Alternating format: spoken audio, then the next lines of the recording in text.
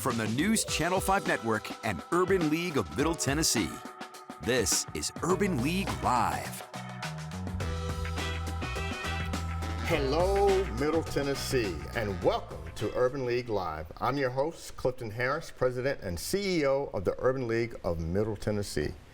Middle Tennessee region is full of businesses, whether it's a grocery store, a hotel, a major retailer, a small business, or a Fortune 500 company. You can find businesses on almost every corner. Businesses exist to provide goods and services to us, the consumers, but who helps keeps these businesses running? It's the employees. Having a strong workforce is essential to having a successful business, no matter how large or small. The productivity of a business relies on the efforts of its employees. The Urban League of Middle Tennessee assists different businesses like B&A and Kroger to develop their workforce. For an example, we partner with these companies to hold career fairs to help them find qualified applicants interested in employment. Without a strong workforce, businesses like the airport and Kroger wouldn't survive.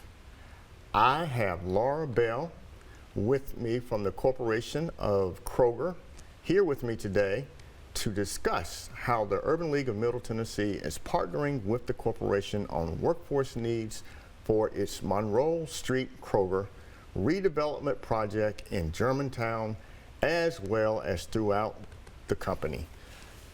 Lauren, welcome. Thank you for being here today. Thanks for having me. It seems like, it was just yesterday we were here, talking about the store, getting ready to close down for remodeling, and here we are. Back, so you and Shantavia shared a lot of information with us and all about what was going to happen during the construction period. Yes. And now we're about to reopen the store. We're getting close. Is that amazing? We're getting close. So has the renovation gone as expected, and what does the reopening of the virtually a brand new store mean to the neighborhood? So I'll give you a recap of just kind of the highlights of what the remodel consisted of. So the store is adding just under 30,000 square feet. So when you think about that amount of additional footage, you can imagine the impact on that existing space. That's a lot of space. It's a lot of space. And so we'll also be adding new services that store did not have prior to this remodel. A Starbucks, our Murray's Cheese counter, pickup will be available at this location. And with that additional square footage, customers will see more aisle space and more variety on the shelves. So the construction has been going along as we'd hoped, and we are happy to say that we are aiming for Wednesday, November 12th for a reopening date. November 12th. You heard it here. I heard it here first on Urban League Live. Yes.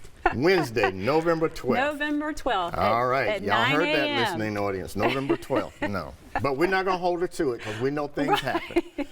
So, on the subject of reopening, recently the Urban League held a job fair specifically to recruit Kroger employees. How successful was that effort? Clifton, we're so grateful for the work the Urban League does for not only Kroger, but all of the businesses here in Middle Tennessee. What you said in the opening was spot on. We're only as good as the associates that are running our stores day to day, and we are always hiring. So anytime we can get assistance and get that word out, is a win for us, and a win for Middle Tennessee. So we can't thank you enough, and we're counting on your help again.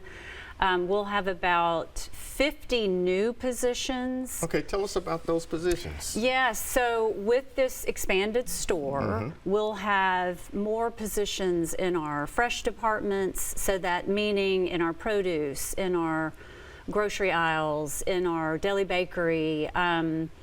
We had about 95 to 100 employees at that store. But with this additional square footage being added, we'll have about 50 new positions that we'll create to ensure that we're serving those customers in this larger space as they should be served.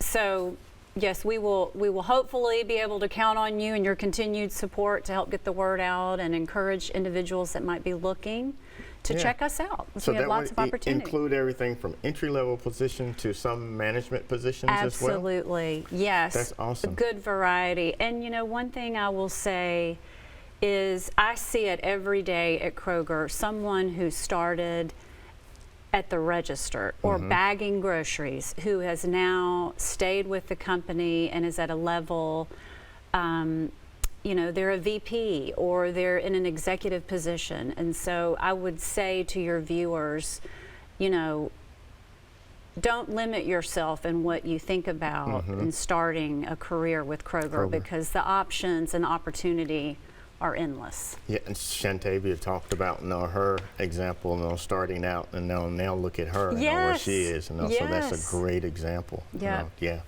Well, so is there any new news for Kroger, you know, that you'd like to share with the audience? You know, does anything coming out the pipe? Well, the big news was the November 12th. Okay.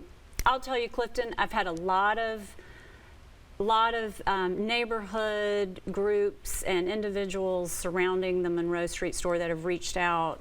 I have to thank our nonprofit partners that surround the store that have really stepped up to serve those individuals that have this has really impacted, and we're fully aware of that, the impact we've caused in that community with this temporary closure. But the November 12th date is the big date that we're excited to announce, and this will truly be a celebration.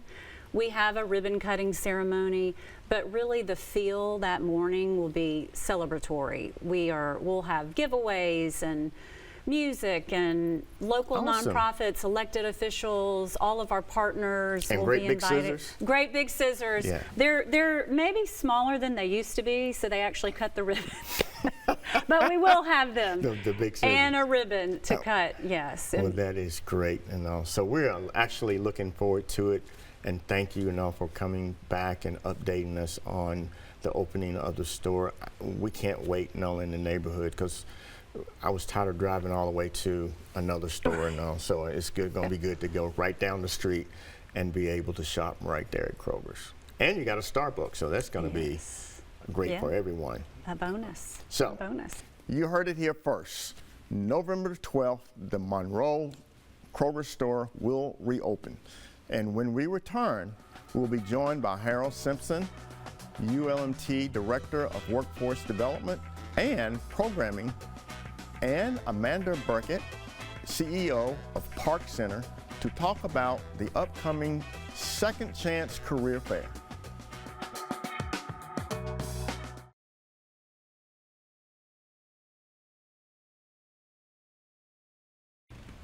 Welcome back to Urban League Live. I'm joined by Harold Simpson, Director of Workforce Development and Programming at the Urban League of Middle Tennessee, and Amanda Brock, CEO of Park Center. So Amanda, welcome to Urban League Live. Thank you for having me. It's good to have you here today. Happy to be here. Harold, it's always a pleasure to have you here, sir. Thank you very much, sir.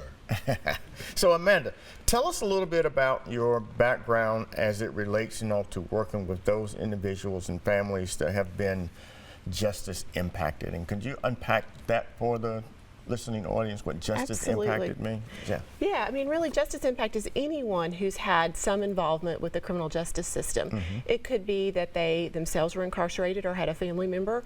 It could be that they had a loved one, and that we know that that time is very stressful for them, and it's difficult to navigate your way out of that system.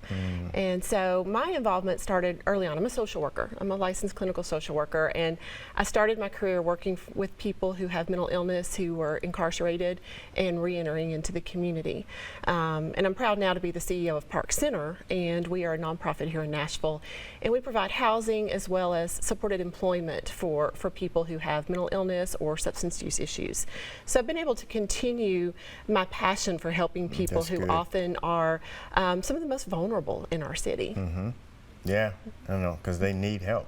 Absolutely. I mean, sometimes it's just knowing who to call and knowing what resources are out there. You know, like your first segment is hearing about the opportunities with employers in our city. It's knowing, you know, who is looking to hire and how to go about accessing those resources. They used to have a little booklet called Where to Find Help. Yeah, they still have do. that? Absolutely. Okay. That is still produced, and it's a wonderful booklet that helps people everything from knowing about housing resources to treatment resources to employment resources. To employment resources. Absolutely. Okay. So as an employer, why do you think that it is important for other employers to hire those who have been justice impacted?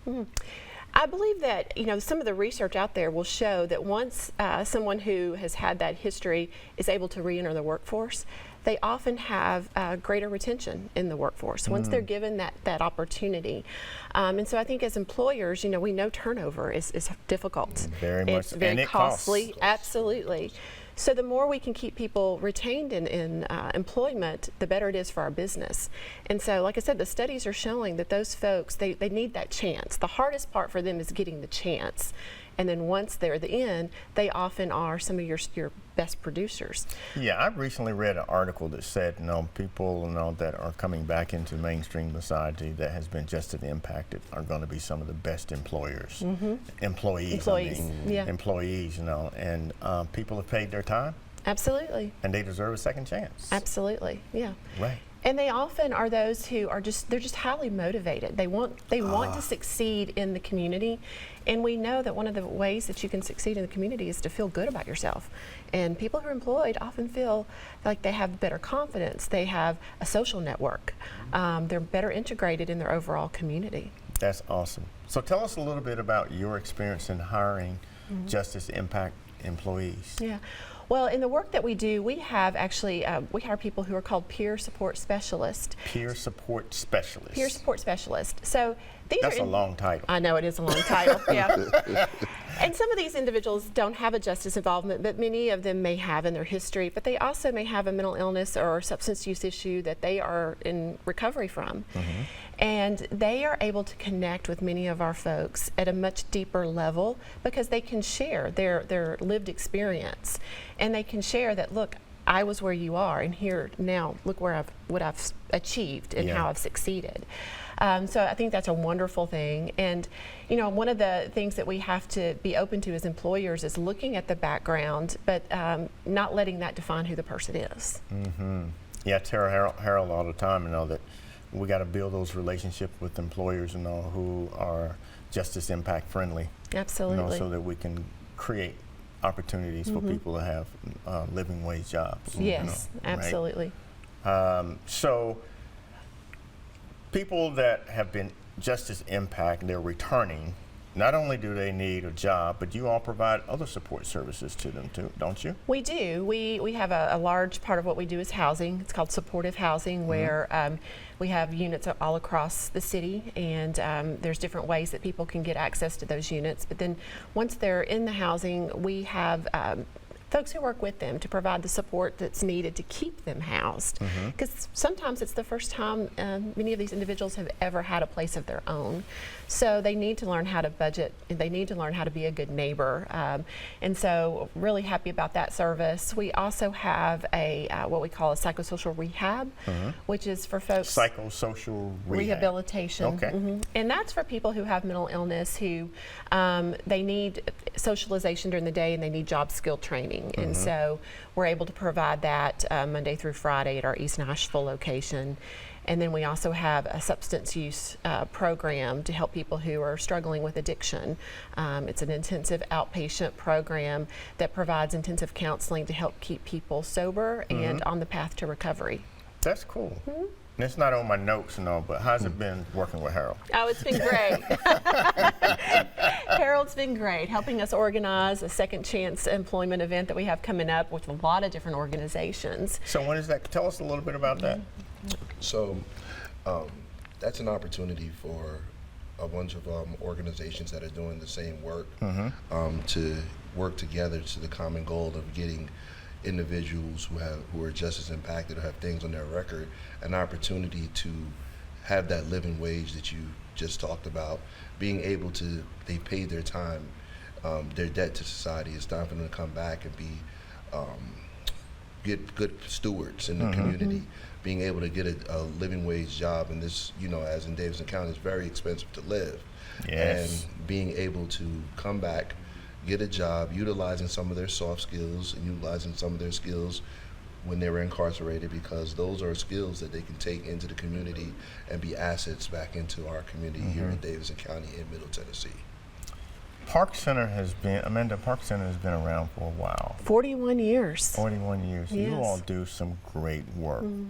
I don't know that the community really recognizes the magnitude and the depth of the work that you all do, so I want to just publicly thank you for your service and all of what you do to help so many people on an annual basis. Don't know how many people y'all serve annually, but I gotta imagine it's a lot. Yes, it's around 800, and thank you. And we have a great team.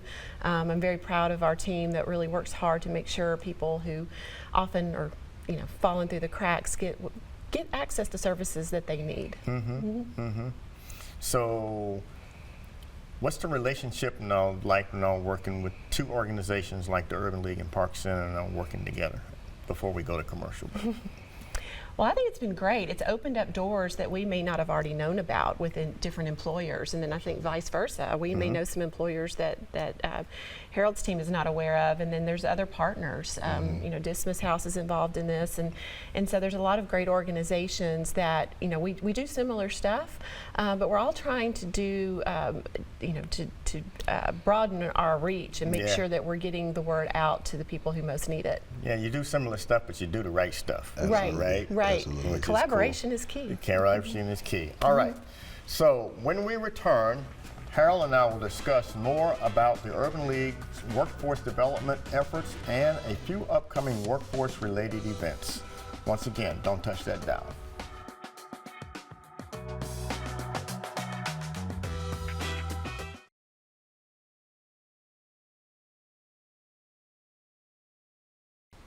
Welcome back to Urban League Live.